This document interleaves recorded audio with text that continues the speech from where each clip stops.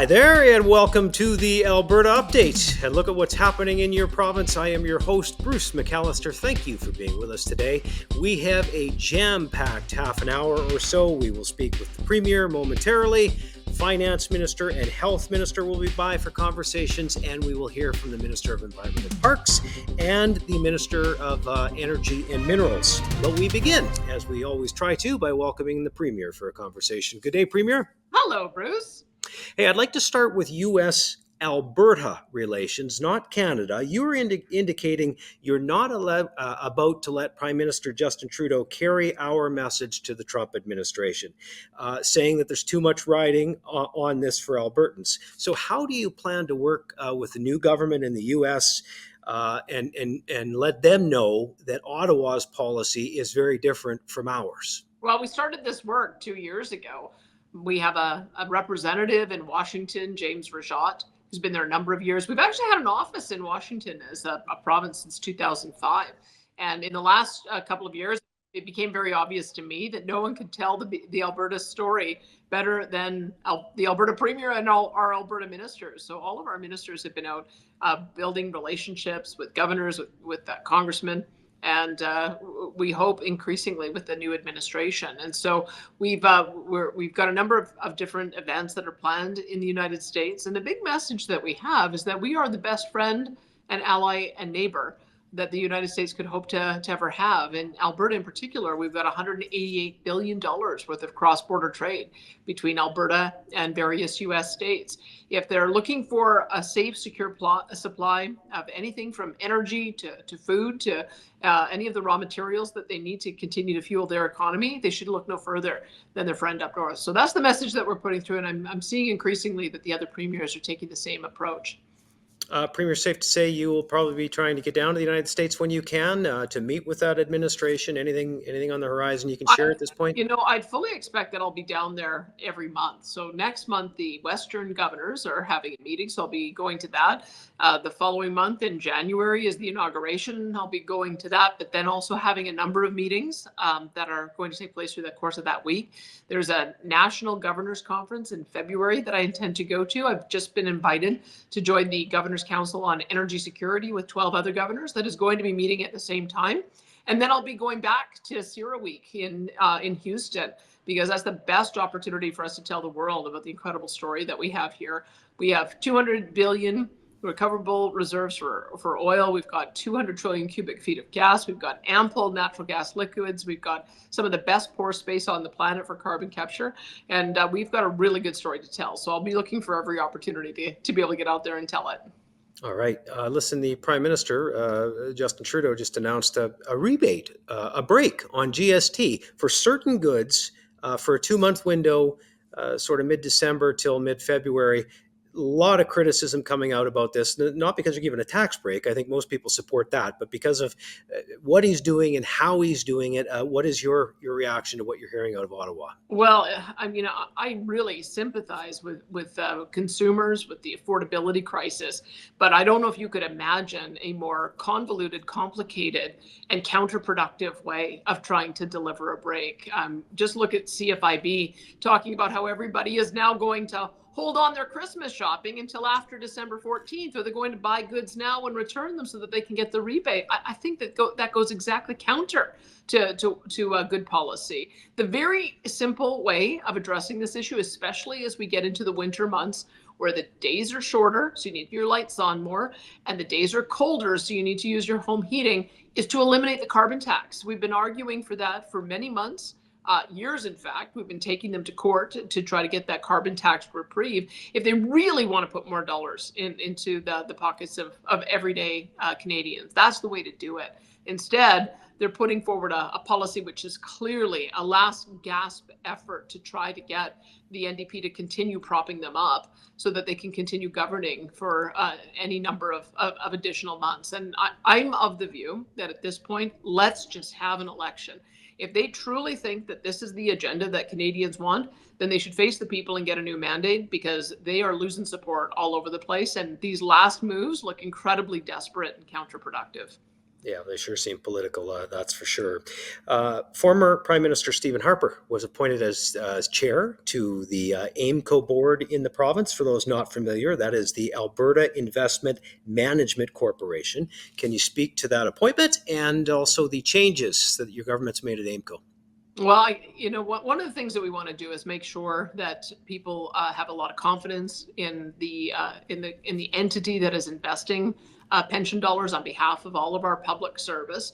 And we had heard complaints. We'd heard some concerns that the costs were too high and the returns for the costs were just not matching. And so we believe that Stephen Harper, who has been not on the private sector or in the private sector for the last 9 years, has an incredible resume. He's a master economist and also spent many times in the think tank world. But then, did a little stint as our prime minister, and so he was the head of a G7 country. He saw us through the market collapse that happened with the financial collapse better than I think any other country in the world. Our banks emerged very strong from that, and he also has experience in negotiating trade deals all around the world. I don't think that there's a single boardroom that Stephen Harper would not be able to get into. And so I think he's the perfect person to be an emissary and an ambassador, and also be able to attract interest in what is happening in our province, and also make sure that we're getting the very best returns. Yeah, just a ton of international respect for Mr. Harper, as you point out. Hey, one more, and I'll let you get back to it. The quarterly update announced by your finance minister, who will join us in a couple of minutes to flesh it out more. But I want to ask you your take on a surplus that was larger than you would have expected, but also keeping in mind that the price of oil is not where you'd like it to be. So comment on where we are and the path forward. Well, right now, let's remember that WTI oil is trading below $70 and has been for the bulk of the last couple of months. We need $74 on average for us to balance our budget. So we had a good 6 months where those prices were higher, but it's very unpredictable what is going to happen between now and the end of the year. So my finance minister has always been very prudent. He wants to make sure that we don't spend money we don't have. He wants us to run a balanced budget. And then at the end of the year, if we're fortunate enough to have a windfall surplus, we've got a strategy to reduce debt, put money into savings, and then be able to address spending pressures with one-time spending. So I support the finance minister in being prudent. We've been fortunate for the first 6 months of the year, but we can't just cross our fingers and hope that continues the rest of the time. We've got to do that kind of sound budget planning, because next year, if these prices do remain consistently low, it's going to be a very different picture, and we don't want to raise expectations that we can't deliver on. So I think that the finance minister's done a really good job of maintaining expectations in such a volatile world. All right. We'll talk to him in a few minutes for more on that. Premier, as always, thanks for this, and we'll see you next week. Thanks, Bruce.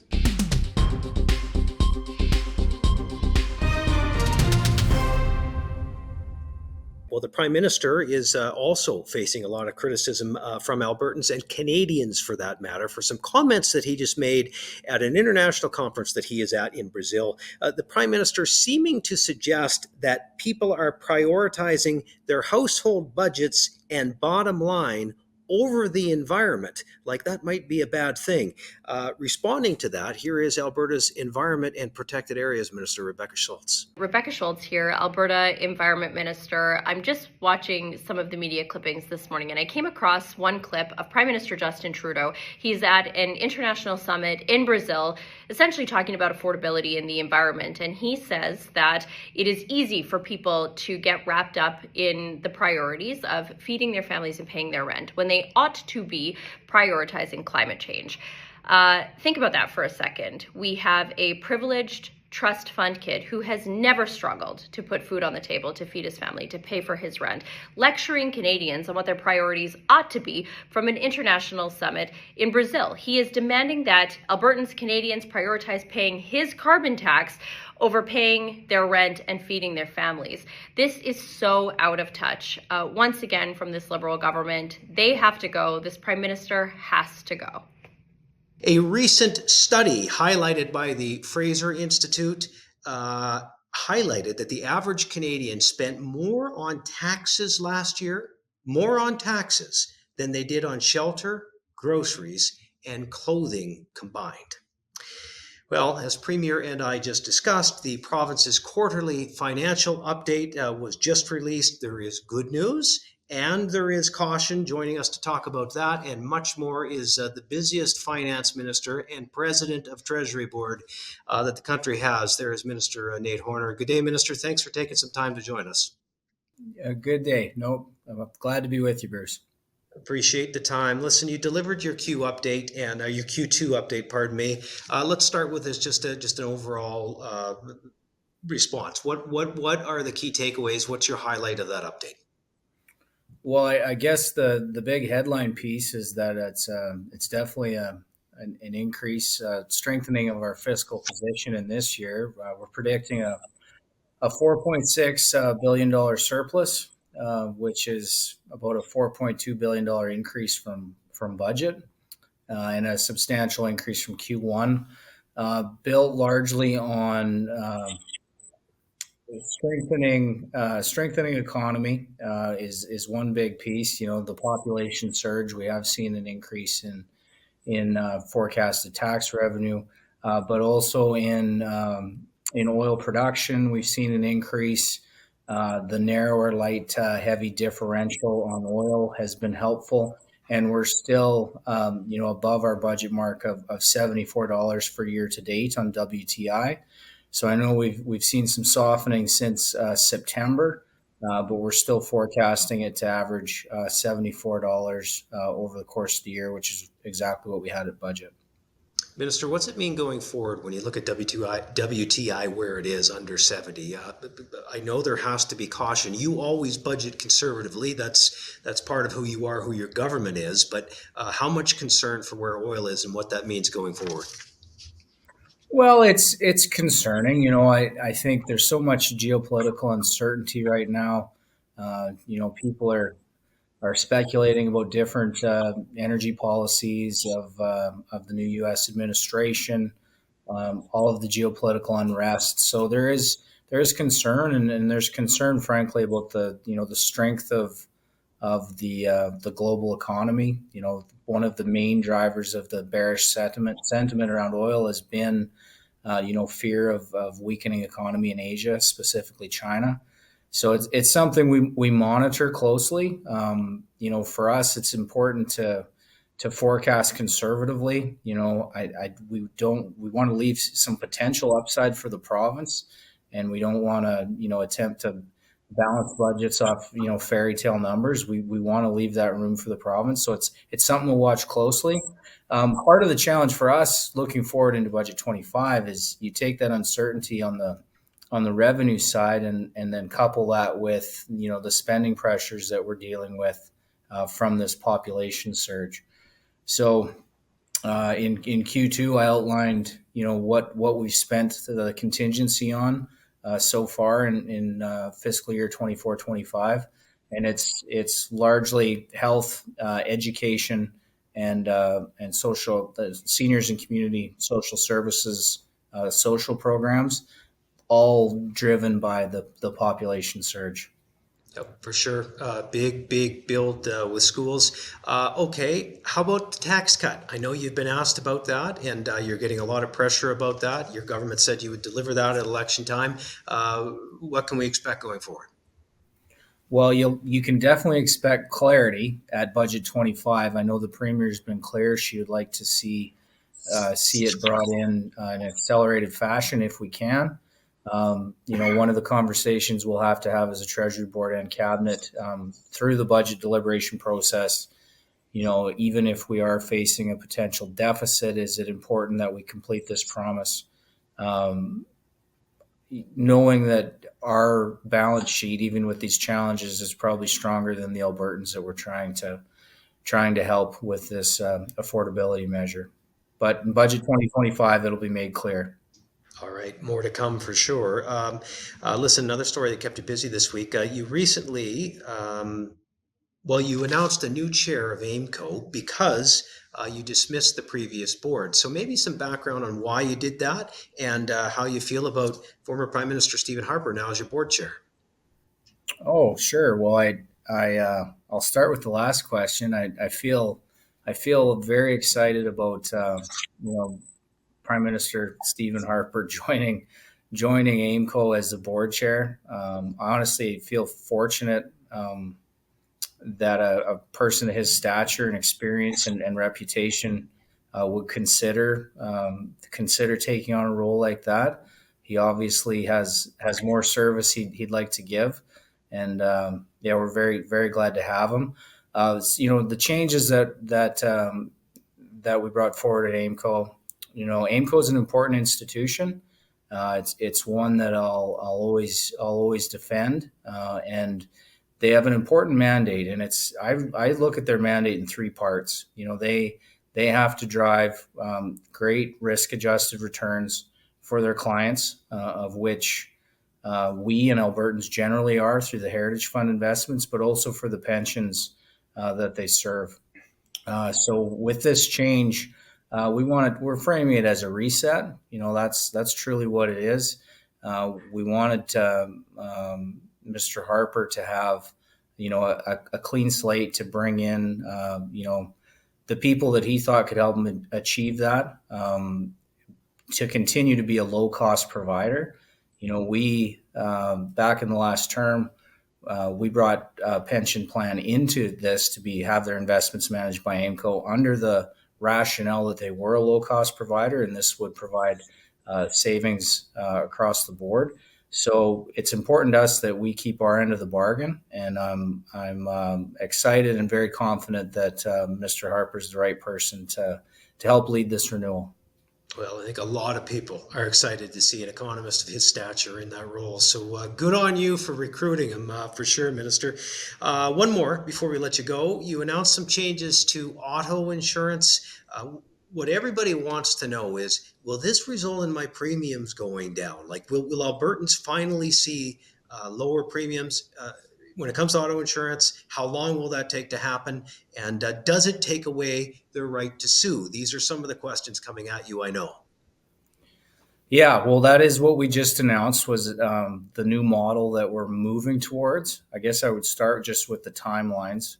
It's going to take some time for the companies to build the platforms for us to, create the legislation and the regulation. So we're looking at a starting date of January 1, 2027. So we will be within the same model, our same, court-focused tort model till January 1, 2027. And that's when we'll go live with the new product offerings. But we're very confident. We've spent a lot of time on this. We've ran every actuarial model available to us, and we see the costs that are the premium costs that are being charged in our neighboring provinces. So we're very confident we can deliver those savings, but it'll take 2 years to get there. And I would say in the short term, the system's in such a state of chaos right now. In the short term, rates will have to increase. Maybe just to give some clarity to that, the good driver cap will go up from 3.7% to 5%. And there will also be a 2.5% disaster rider. This is coming largely from, the Calgary hailstorm, the Jasper wildfires, and just some of these amplified costs in the system that Alberta's facing. And Minister, on the right to sue, you've heard some questions from people wondering if they'll still have the right to do that. What does this mean?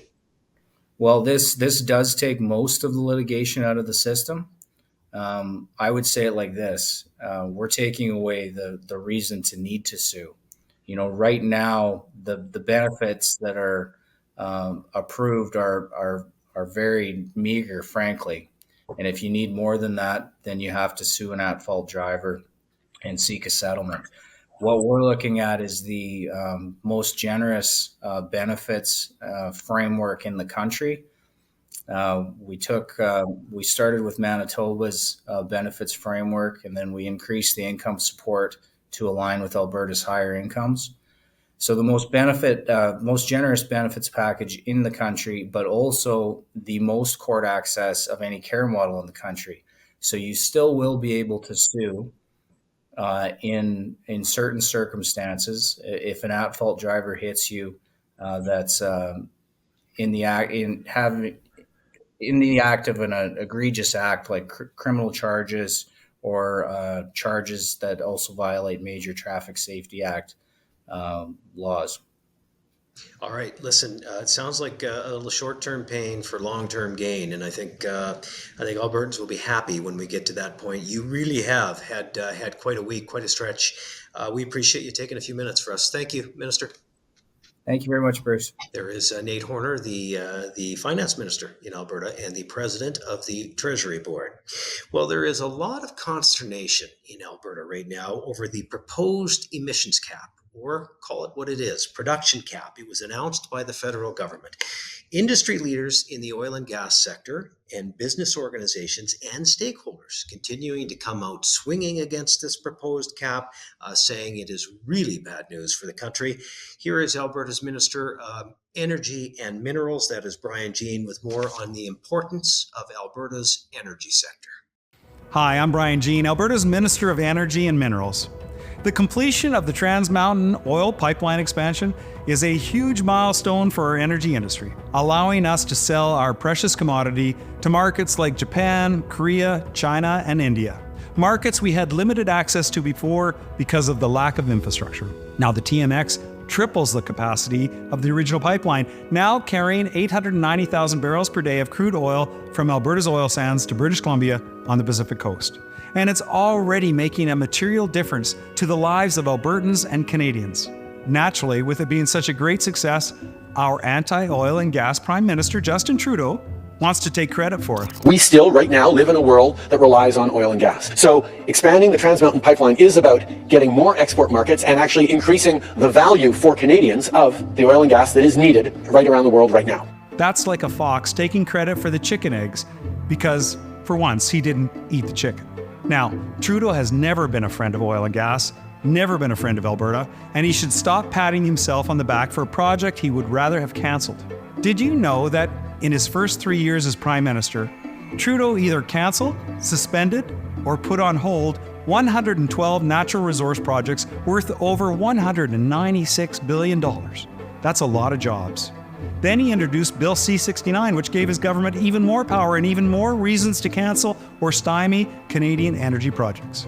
To give you some idea of just how short-sighted Trudeau actually is, while he was busy telling everyone in the world that there was no business case for LNG in Canada, the US, they went out and built 7 LNG export facilities with 5 more in construction and an additional 15 given the green light. In that time, Canada has approved and built exactly 1 LNG export facility. There's no reason why Canada isn't leading the way on this sector and generating billions of dollars more for our economy, except we have a Prime Minister who's been doing his best to shut down Canada's biggest earner. While Trudeau basks in the glory of Canada's biggest and newest pipeline in more than a decade, note that he fails to mention the TMX pipeline wasn't meant to have cost taxpayers a penny. The original project was started by a private company, but in the face of an anti-oil and gas government delivering an ever-uncertain future, piling on new regulations, making costs soar over budget by $2 billion, they had no choice but to pull out. That's when Trudeau stepped in like a superhero and nationalized the project with your money. Except it turned out that Justin and his ministers weren't very good at running an energy project of this magnitude. The cost to complete TMX ballooned from $7.4 billion back in 2018 to a whopping $34 billion today, more than 6 times the original estimate. It's an absolute debacle, and Trudeau is making you pay for it. Politicians have no business being in the oil and gas business. Our job is to help the energy industry do what it does best, working together with the Indigenous communities to ensure that we maintain our unparalleled record of producing the most ethical oil and gas in the world. I want to congratulate the Trans Mountain Corporation for its tenacity in having completed this extraordinary feat of engineering despite the mountain of regulations they had to traverse to get there. The real heroes of this story are the men and women who made it happen across some of the world's most difficult terrain to get more Alberta oil flowing, expanding to new markets, and delivering those high-paying jobs for Albertans and Canadians alike. Be assured that we will continue to champion projects like the TMX and the enormous opportunities that they bring as we pave the way towards an energy-secure future for everyone. There is Minister of Energy and Minerals, Brian Jean. Well, last year, the Alberta government announced a plan to restructure Alberta's healthcare system to improve services for patients and better support our frontline services. Minister of Health, Adriana LaGrange, joined us now to talk more about this. And Minister, I should have said better support our frontline services and our frontline workers, because I know that's important as well. Look, this is no small undertaking, to say the least. You gave a press conference earlier this week. You gave Albertans an announcement, sort of an update on where you're at. For those that missed it and are joining us today, where is the restructuring at this point? Well, you're right, Bruce. It's been a massive undertaking and there's so much work still to be done. But where we're at right now is we are organizing the healthcare system under 4 pillars, which are acute care, continuing care, primary care, and mental health and addictions. As of now, we have already stood up Recovery Alberta, which is the mental health and addictions side. That was stood up in July of this year. And over 10,000 staff have moved over to that division, that pillar, and that agency, and it's going quite well. We have also named the new CEO of primary care, and that's Dr. Kim Simmons, and she took office as of November 18th, and things are rolling along there. We expect to have the acute care agency set up by summer or late spring, early summer, April 1st of 2025, and we are working on continuing care. I did make the announcement recently that the Minister of Seniors, Community and Social Services, Minister Nixon, will be the sector minister of continuing care, and I will be the oversight minister. I'll continue to be the oversight minister of all of health. And there's just so many great things going on. We have a transition team that's already in place to help with the work. There's been legislation that has been put in place as well. It's just, as you say, it's a monumental task, but worth doing because we do need to ensure that every Albertan has excellent health care regardless of where they live in the province. You bet. Hey, another important piece of this refocusing was announced as well this week, specifically the topic of health system planning. Can you tell us about the transition? I believe it was from 5 healthcare zones to 7 corridors, I guess you have phrased it. What's it mean for communities and the province in terms of local healthcare access and decision making?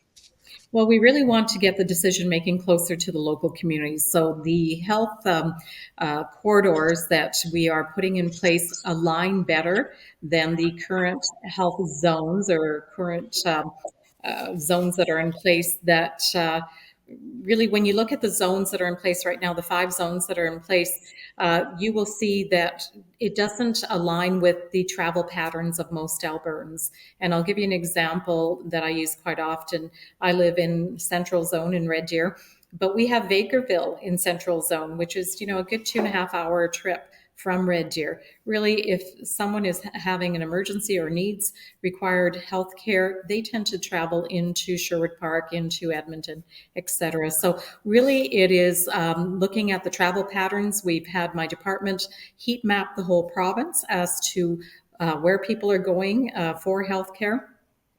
And also looking at how do we make sure that we have core baskets of services in those health corridors. And a health corridor is very much a travel pattern. So it's not based just on geography, but also on what needs to be available within a very easily accessible time frame in those areas. So it's going to help us with system planning. We are certainly going to work closely with Alberta Health Services, Covenant Health, and others to make sure that we transition to the health corridors. So there's just a lot of great work that's going to happen through that. But it really is about making common sense decisions in areas that are needed within our province.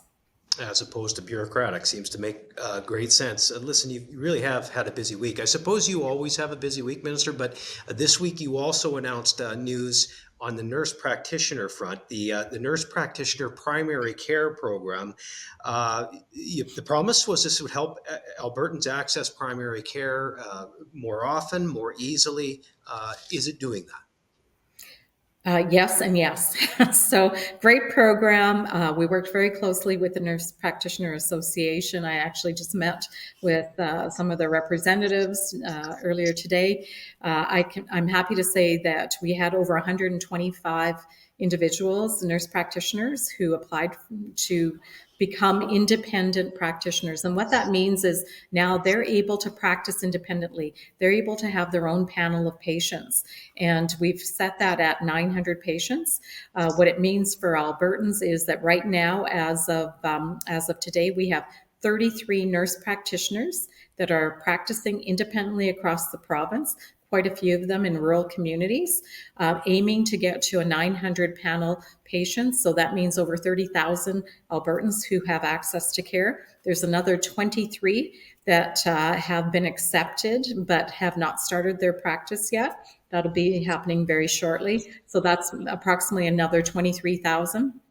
At least 20,000 more Albertans that will have access to care. I'm hearing from the Nursing Association that the Nurse Practitioner Association, there's a lot of interest, a lot of registered nurses who are now exploring the opportunity to go to post-secondary and become nurse practitioners. There's interest from other provinces. This is the first of its kind in all of Canada. So nurse practitioners in other provinces are looking to see how they can make it happen in their province, or perhaps even move to Alberta and help us with our primary care nurse practitioner programs. So there's a lot of exciting news on the horizon. I can also share that we had for the 50 spots at the U of A for nurse practitioner programming, there was over 1,000 registered nurses who applied for those 50 spots. So great excitement, great news. And what I'm hearing from patients who have nurse practitioners as their primary care provider, that they're really, really happy. Listen, great to provide more care for Albertans for sure, and great that Alberta is leading the way and is a model to other provinces. One more before I let you go, and this is sort of tough to quantify, but can you give us an idea, like if you're a patient, how are we seeing the improvements in the healthcare system? Is there quantifiable evidence, Minister, in terms of surgical numbers, increased capacity, those types of things? Yes, there are. So if you're a patient, you will find it easier to find a primary care provider. So when I first started in June of 2023, there was approximately 10,600 physicians in the province. We now have over 12,100 physicians in the province. And there has been a good increase in the number of family practitioners. I just mentioned the nurse practitioner program and the exciting news there, so I won't repeat that. But we also have we're seeing that emergency room wait times are going in the right direction. We're still not where we need to be, but they are going in the right direction. We're doing more surgeries than we ever had. Last year in 23-24, we did approximately 304,000 surgeries in a year, and that was higher than the 290 some odd thousand that we were doing the previous year. This year, we're on track to do over 310,000 surgeries. Now, we do know that we have more people that have come to the province of Alberta seeking a better life, and we have over 400,000 plus new Albertans in the province. So we know that there's going to be increased demand on our healthcare system, so we're planning for that as well. So we're seeing lots of positives, but more work to do. Well, as I said off the start of the interview, Minister, it's no small undertaking, the work you are doing. Thanks for doing it. Thanks for stopping by to chat with us today. We appreciate your time. Well, thank you so much, Bruce. I've got a great team, and we're going to continue to do that great work because Albertans deserve it. There is Health Minister Adriana LaGrange joining us on the Alberta Update. Well, there are some new and encouraging numbers that show just how hard the Alberta government is working to address the housing shortage in Alberta. The numbers from the Canadian Mortgage and Housing Corporation show housing starts for the period from January through October are up 34% in 2024 compared to the same period from last year. As part of this work, government recently launched a new online portal to help in these efforts. The Stop Housing Delays online portal is now available for developers and municipal authorities to help identify areas that are preventing fast and efficient residential construction. This portal will help government identify and address barriers to building homes across the province so that Alberta can continue building homes as quickly as possible. Alberta's government is stepping up to support the brave men and women who serve in our military by providing funding for helmets for hard hats. The government is providing $300,000 to the nonprofit organization to go toward helping veterans, reservists, and others bridge the gap between their military service and a potential career in the trades. The program offers safety certification, personal safety equipment, supervisory training, and employment referrals for service members who do not have existing training, certification, or backgrounds in the trades. Upon completion of the one-year skilled pathway program, each participant will become a member of a local trade union, going on to become an apprentice in one of Alberta's skilled trades. And that does it for this episode of the Alberta Update, a first-hand look at what's happening in your province. You can find us on YouTube or, of course, on the social media sites, and we will continue to bring you this service every week while the legislature is sitting, and every other week when it is not. So thank you for joining us again this week, and we look forward to seeing you again next time. Good day.